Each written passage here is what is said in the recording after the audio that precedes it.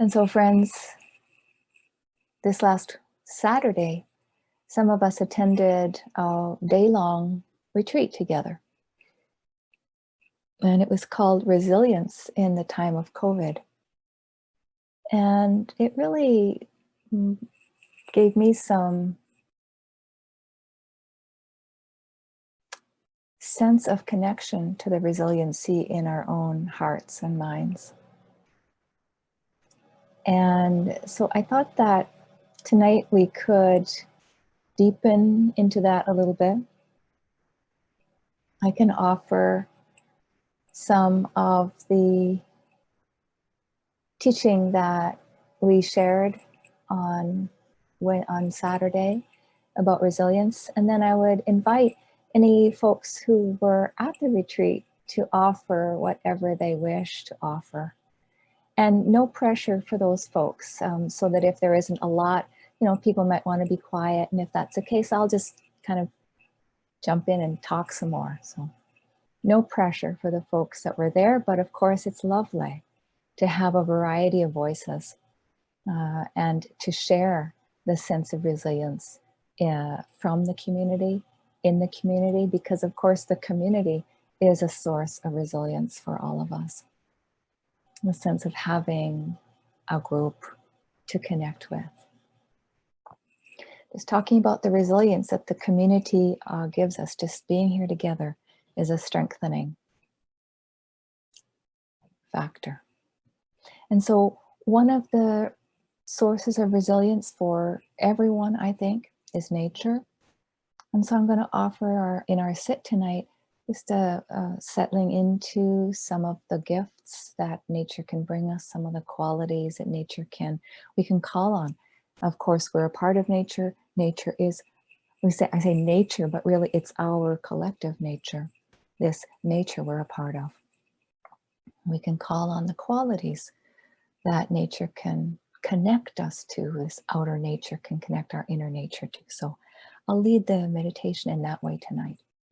And then I'll offer some reflections from the retreat and invite those who wish to share to do that as well. And so, of course, a source of resilience that we often begin here with are the refuges. And the refuges being the way that we begin this Wednesday night ceremony, as Bonnie Duran would say. Entering ceremony together as a way of building resilience, as a way of transforming our hearts and minds, as a way of remembering our resilience. And so the refuges are, first of all, the refuge in the Buddha. And so we can remember this as a place of refuge and resilience, that we have the capacity in our own heart.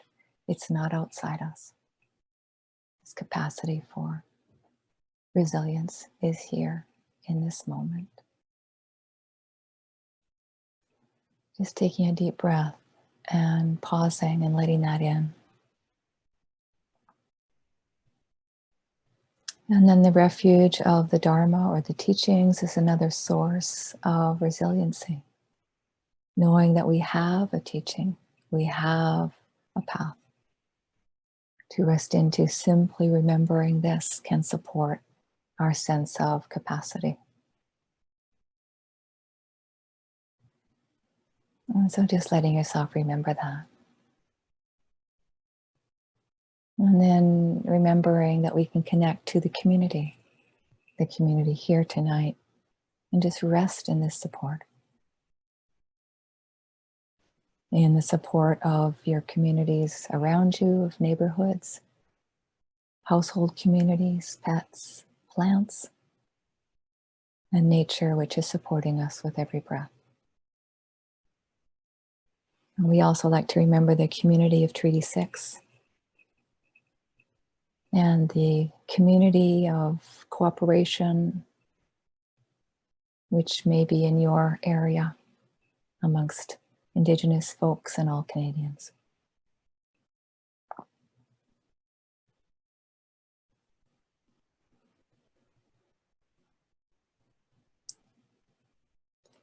And so let's settle into the refuge of the body.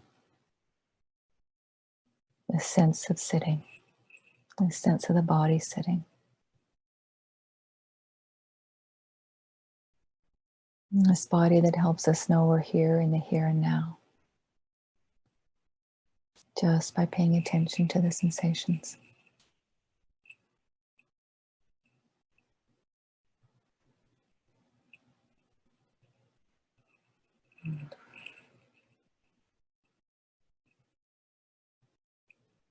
Is for a moment a refuge from thoughts, from planning, just for even a millisecond as we sense the sensations of the body.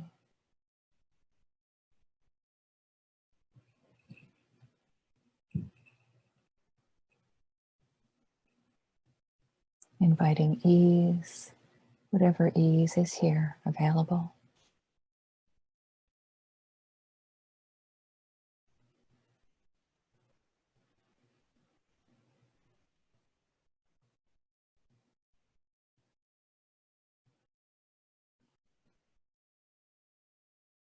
Letting yourself feel connected to the floor, to the ground, to the earth. Feeling the contact of the feet on the floor. Connected with the earth.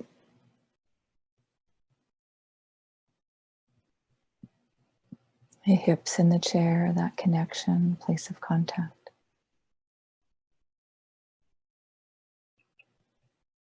Sensing how your back may be supported.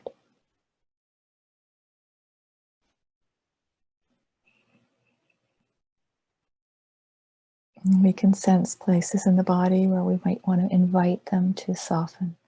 Sensing into the belly and just inviting a softening there.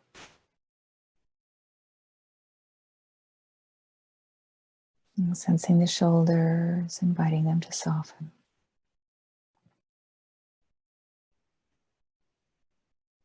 Sensing the face and inviting it to soften.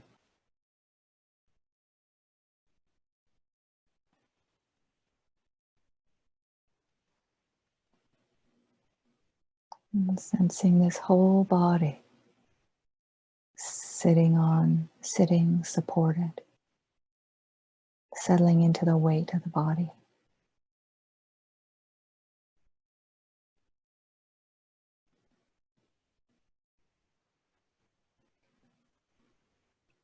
And sensing the heaviness of the body on the chair.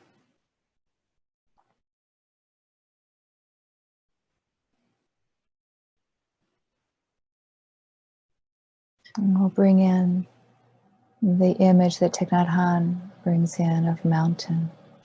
And sensing the heaviness of the body on the chair. And just on an inhale, whispering mountain. And on an exhale, steady.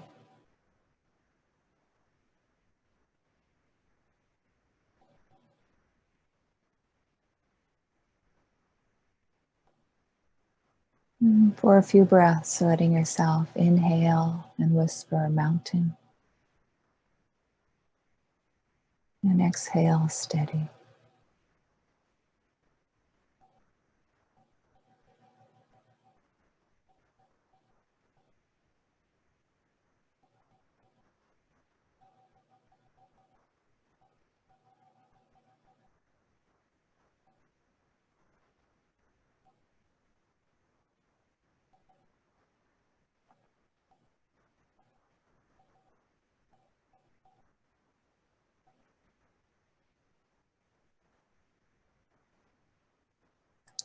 And sensing your body as a mountain.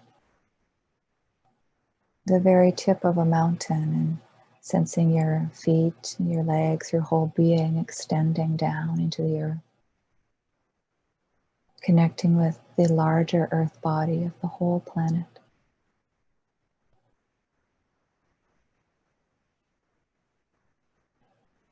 Your mountain earth energy connected to the larger earth energy, to the larger earth body.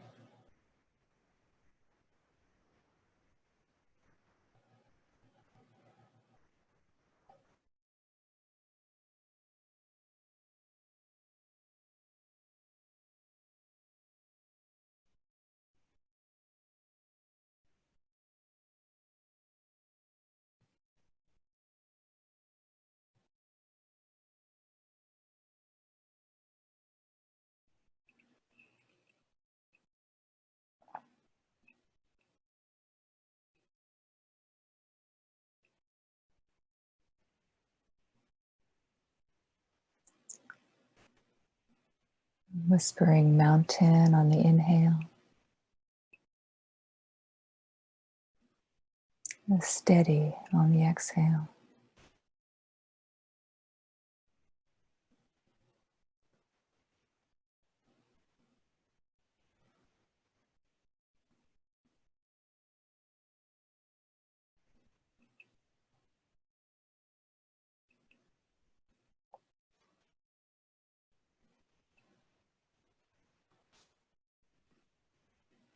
And noticing if there's a little pause, perhaps at the end of the exhale.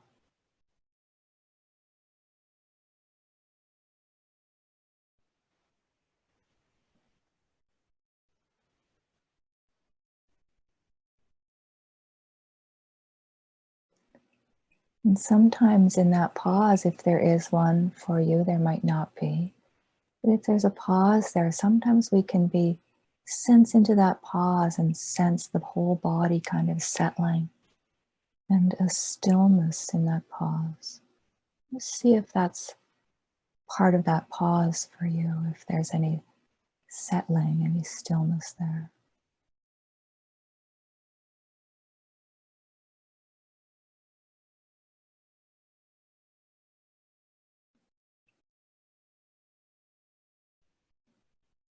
What's happening in the body in that moment?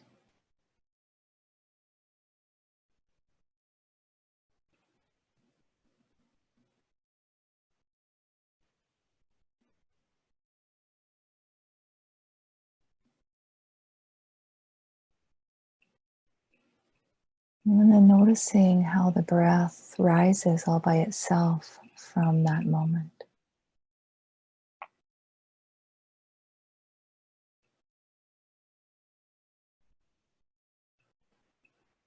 And just spend some time with that cycle for a few moments in silence.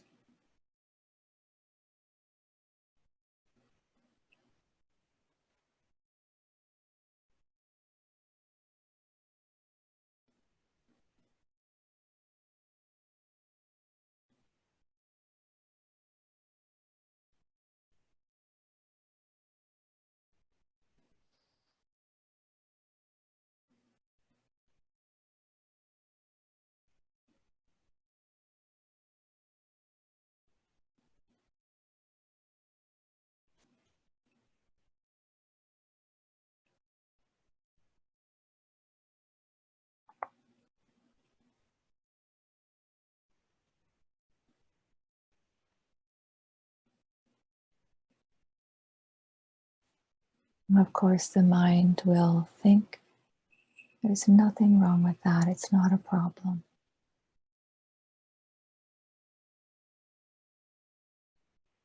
This earth body can help us know that thoughts rise. We don't control that.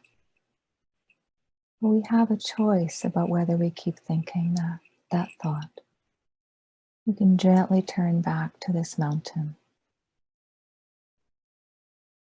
It might just be with the mountain for half a breath. This ebb and flow of the thoughts and then coming back is just a part of the practice. It's coming back to this breath in mountain, out steady, sensing that place, if there is a place of pause, of stillness, of settling at the end of the exhale.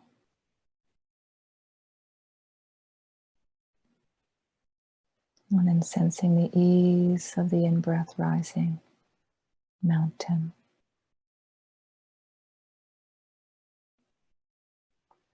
Steady.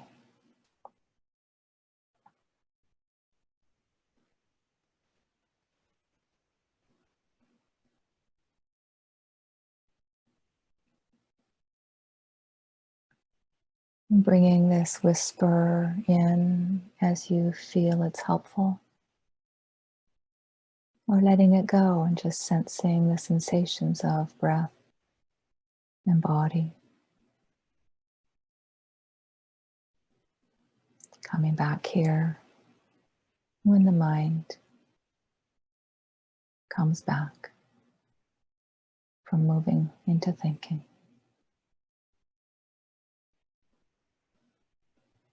Mountain is steady.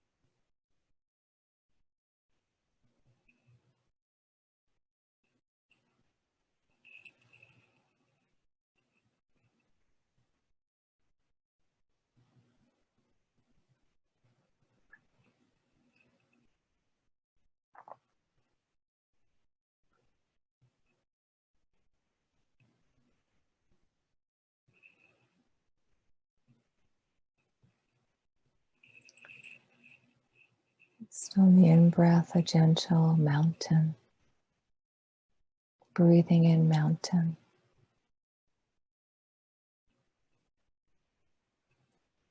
On the out-breath, whispering steady.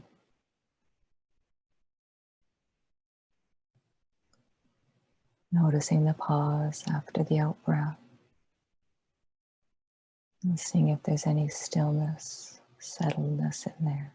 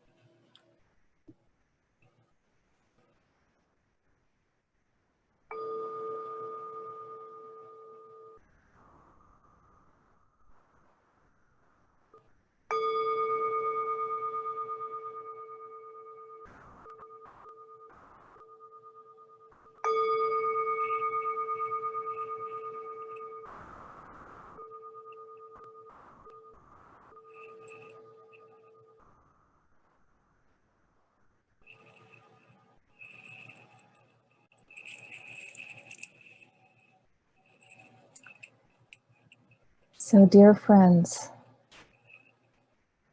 this, our beloved nature, larger earth body, is definitely a place of a source, a resting, a refuge of resilience for us. I know that we all know this. And if you would like to go on gallery view, if you haven't yet, and take a look at the beautiful community that's here supporting you, that you're supporting, that can be a resource as well for resilience. And just enjoy it. Just know that you're here for the community and the community is here for you. And I want to recognize that we have some folks from the healthcare, some healthcare workers here tonight, and some of our beloved healthcare workers are here and some are not here tonight. And I really want to bring them in just to offer them our care and our love. And yeah, really is. And I've been thinking of all of our beloved healthcare workers in our community every day. And I want to ask if you show me your hands, if I can send them your love and just our community love to everybody. If you show me your hands, and I can just let them know that we're all with them. And sending them our care. Thank you. I know that some aren't on the call tonight because they're feeling overwhelmed. And so I'll send them our love after our time together tonight. And those who are here tonight, please rest in our great love and great care. And so, friends, I was saying that on Saturday we had a day long called Resilience in the Time of COVID. And I'm going to offer one thing from that retreat that really has been speaking to me ever since, and then invite other folks who are there to offer, if they wish, something that supports your resilience. And in that way, we can share with the community some of the day on Saturday and feel the community's resilience together. And so one of the things I was thinking about when I was thinking about the day is that we have many wholesome qualities in the teachings that support our resilience. And the paramis, for example, is a list of 10 wholesome qualities that are our everyday living qualities that are also kind of treasures of resilience. And one of the paramis is the parami. Parami is a Pali word, and it means, one of the translations is perfections, but I like the word of ripening. Like these qualities ripen, mature as we practice. And the more we practice with them, the more these qualities ripen, mature, and can be supports for us and supports for our resilience. And so one of the qualities is the quality of patience. And I have a fridge magnet, a magnet on my fridge from my mom, and it says, "God, please grant me patience, but hurry."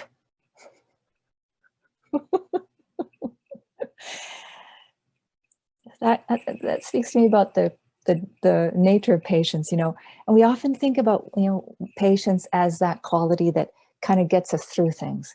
If we grit our teeth and bear it, we can get through it. That kind of patience with kind of bearing down, and accompanying that kind of quality is, we can say things, it can be accompanied by aversion and resistance and time pressure. It can be found in this question, are we there yet? Are we there yet? Is this over yet? This car ride, this time of COVID. And we might think that that's patience, but that's actually that kind of sense, that quality is impatience. That quality which is saying, I can't be here for this moment. That quality.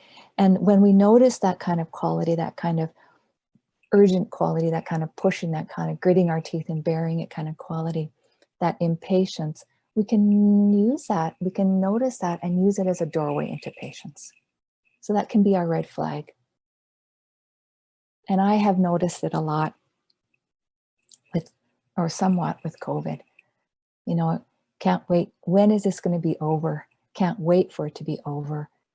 Well, that quality of impatience builds an energy in our system, like kind of an urgent energy, and this has to be over in order for me to settle. It's not that we don't want it to be over, but we've been in for a longer ride than we thought we'd be in. And so if we notice impatience rising, we don't know how much longer we'll be needing to take precautions and care. Is there a way we can settle into this moment with some patience, with some care in this moment? Shantideva says this. He says, patience is the highest devotion. This transformed it for me. Patience is the highest devotion. The devotion of being present. The devotion of being present here in this moment. It doesn't mean we need to like it. It doesn't mean that we do like it. It doesn't mean it's not pleasant. But is there a way we can be present for this moment? Have a devotion, a love for this moment. And there's a poem by Rosemerry Wahtola Trommer that really supports me in this. Being here, even when this moment is not the moment we would prefer. And that can be an important part of being here in this moment, recognizing this is not the moment we would prefer. That alone right there is being in this moment. That is being in this moment. And so here's this poem by Rosemerry Wahtola Trommer called Patience.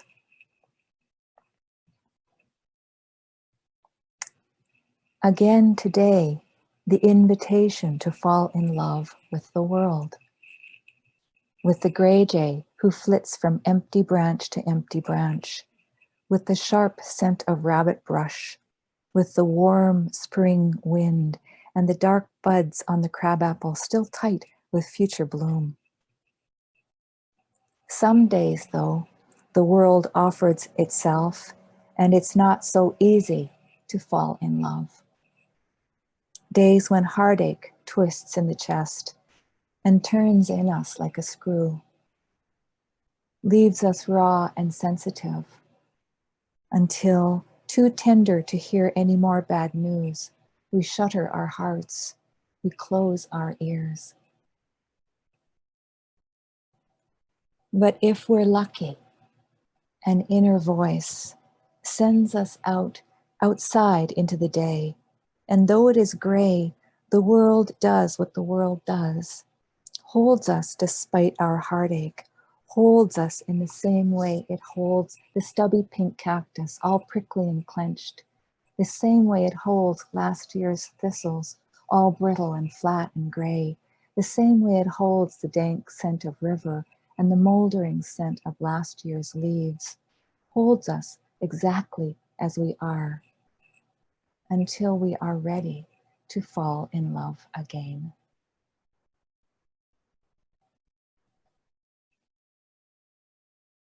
This practice has that power to hold us in this moment through through the times we can love the world and the times we can't. Resting in this mountain, in this here and now, with love and care and compassion. So friends, take a moment and rest into the mountain. Mountain.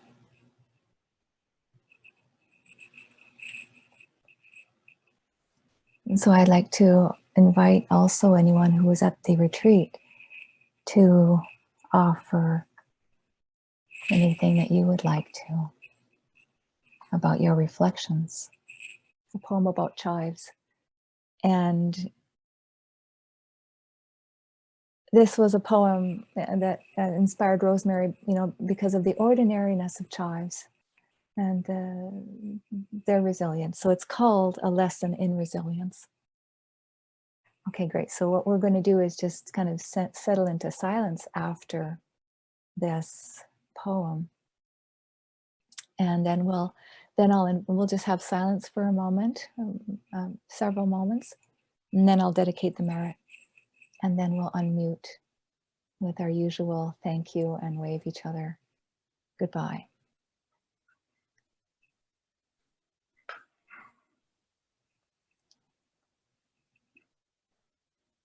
This is called A Lesson in Resilience.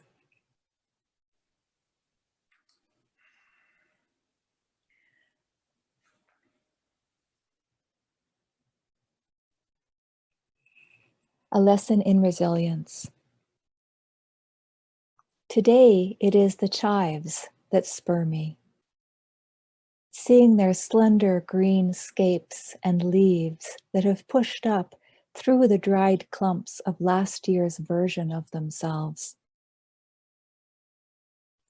When nothing else in the garden is green and the chives grow smooth, bendable, soft, and yet they have managed to pierce through the hard spring dirt. Unwatered, ignored. In the aftermath of cold and dark, they come. And something green in me responds. Pungent and powerful, eager. Ready to flourish. Ready to meet the world though the cold is far from over.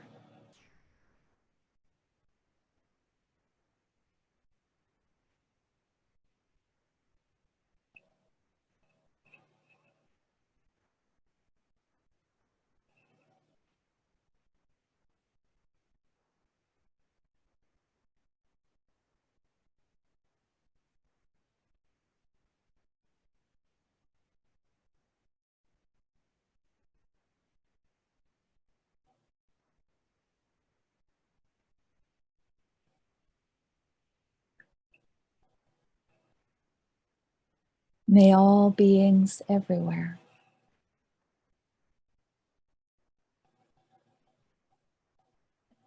connect with a source of resilience inside themselves. May all beings everywhere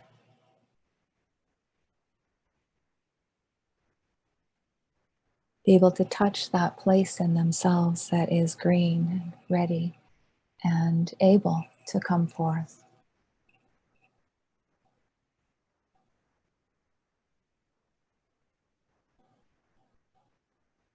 May all beings be able to support the conditions for this flourishing, this gentle, the gentle energy that's needed.